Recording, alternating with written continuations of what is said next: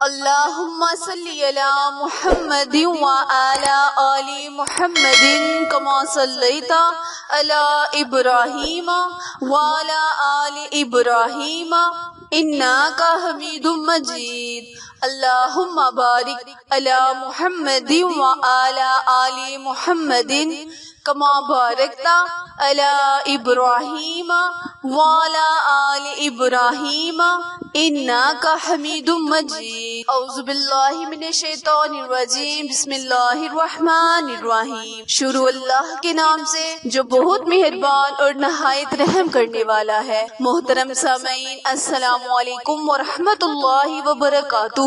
امید ہے آپ سب خیر و عافیت سے ہوں گے اور دعا گو ہو کہ اللہ پاک ہمیشہ آپ کو صحت و تندرستی والی، ہزاروں خوشیوں والی، رحمتوں والی، برکتوں والی زندگی گزارنے کی توفیق عطا فرمائے، آمین۔ سامعین، آج میں اپنے سننے اور جاننے والے معزز اور پیارے بہن بھائیوں کے لیے نہایت ہی مجرب وظیفہ لے کر آپ کی خدمت میں حاضر ہوئی ہوں۔ آج کا وظیفہ میرے تمام ان بہن بھائیوں کے لیے ہے جو دولت کی وجہ سے پریشان ہیں، کیونکہ آج کل مہنگائی کے دور میں ہر تیسرا بندہ مشکلات کا سامنا کر رہا ہے، ترین ہونا چاہتا ہے اور غریب دو وقت کی روٹی کو ترس رہا ہے۔ وہ میرے تمام بہن بھائی آج کا وظیفہ لازمن کرے، اس کی برکت سے اللہ پاک آپ کے صغیرہ اور کبیرہ گناہوں کو معاف کرتے ہوئے مشکلات سے آپ کو نجات دلائے گا، دولت سے آپ کو مالا مال کر دے گا، آپ کے اندر موجود ہر قسم کی بیماری کو اللہ تبارک تعالی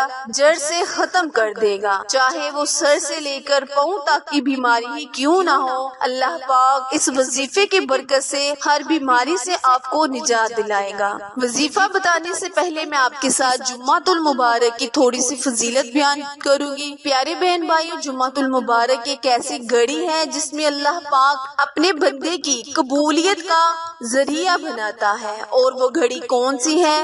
نماز عصر کی گھڑی ہے۔ ہمیں چاہیے کہ جمعہ کے دن زیادہ سے زیادہ درود پاک پڑھے، غسل کرے، کیونکہ اللہ تعالیٰ فرماتا ہے جو اچھی طرح غسل کر مسجد کی طرف روانہ ہو جائے تو پہلی صف پر کھڑا ہو، میں اس کے صغیرہ اور کبیرہ گناہ کو معاف فرما دوں گا۔ اس کے علاوہ پیارے بہن بھائیوں، جمعہ کے دن حضرت آدم علیہ السلام کو پیدا کیا گیا، جمعہ کے دن ہی حضرت آدم علیہ السلام کو جنت سے نکالا گیا، اور جمعہ کے دن ہی اللہ تبارک تعالیٰ نے قیامت کا دن مقرر کیا۔ اسی لیے ہمیں چاہیے کہ جمعہ المبارک کے مبارک دن کی بہت ہی زیادہ قدر کریں، اور جب جمعہ المبارک ذی الحجہ کے مہینے میں آ جائے تو اس دن کو فضول کاموں صرف کرنے کی بجائے ہمیں زیادہ سے زیادہ اللہ تبارک تعالیٰ کی عبادت کرنی چاہیے، نوافل ادا کرنے چاہیے، تلاوت قرآن مجید، نماز اور روزے کی پابندی کرنی چاہیے۔ پیارے بہن بھائیوں، ذی الحجہ کے 3 دن بچے ہیں، اپنے فضول کام چھوڑ کر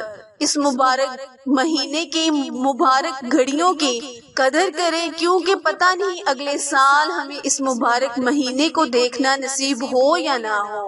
اسی لیے جو بھی آپ کی حاجت ہے، جو بھی آپ کی مشکل پریشانی ہے، آپ 8، 9 اور 10 ذی الحج کا نیت کر روزہ رکھ کر اللہ تبارک تعالیٰ سے جو بھی دعا مانگیں گے، اللہ پاک آپ کی دعاؤں کو قبول و منظور عطا فرمانے والا ہے۔ پیارے بہن بھائیوں، یہ وظائف جو ہم آپ کے ساتھ شیئر کرتے ہیں ہمارے بزرگان دین اولیاء کرام کے بتائے ہوئے وظائف ہیں جو ہم آپ کے ساتھ شیئر کرتے ہیں، کیونکہ ہم چاہتے ہیں کہ جیسے ہم اس سے فیض یاب ہوئے ہیں، اللہ تبارک تعالیٰ آپ کی بھی تمام مشکلیں پریشانیوں کو دور کرتے ہوئے آپ کے صغیرہ اور کبیرہ گناہوں کو معاف کرے، اور ذی الحجہ جیسے مبارک مہینے کی فضیلت اور برکات آپ پر نچھاور کرے۔ وظیفہ شیئر کرنے سے پہلے ہمیشہ کی طرح آپ سے گزارش ہے کہ جنہوں نے بھی میرے چینل اردو کوائٹس ہسٹری کو لائک، شیئر اور سبسکرائب نہیں کیا، وہ میرے چینل اردو کوائٹس ہسٹری کو لائک، شیئر اور سبسکرائب کریں، تاکہ مزید نئے آنے والی ویڈیو کی اپڈیٹ آپ تک بر وقت آسانی سے پہنچتی رہے۔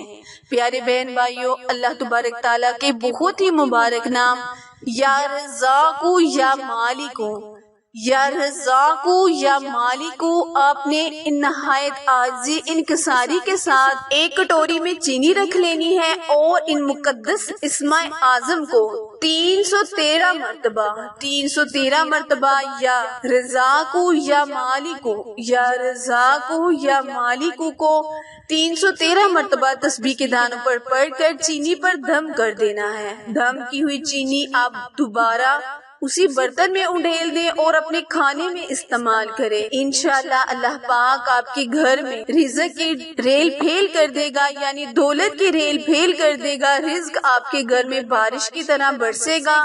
اللہ پاک سے دعا ہے کہ اللہ تعالیٰ سے مانگی ہوئی ہر دعا اللہ پاک آپ کے ذی الحجہ کے مبارک مہینے کے صدقے قبول و منظور عطا فرمائے۔ پیارے بہن بھائیوں، میری ویڈیو اگر پسند آئے تو زیادہ سے زیادہ شیئر اور لائک کرنا مت بھولیں، کیونکہ آپ لوگوں کی سپورٹ میری کامیابی کا ذریعہ ہے۔ پھر ملیں گے کسی اچھے وظیفے کے ساتھ، تب تک کے لیے اجازت دیں۔ اللہ نگہبان۔